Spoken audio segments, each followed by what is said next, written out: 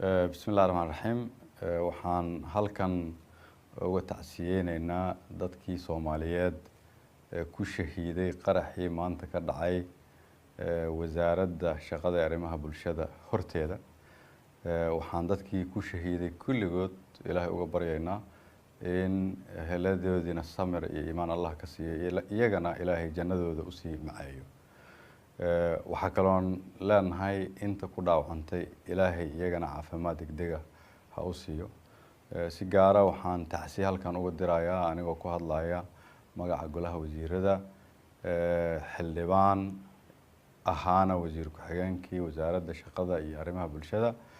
xildhibaan Saqar Ibrahim Abdallah wasiirka iyo qoyskiisa waxaan leeyahay kulligiin Ilaahay ha idin dhib yaraayo isagana jannadii Allah ka waraabiyo waxa kaloon dhammaan shacabka Soomaaliyeed u sheegaya in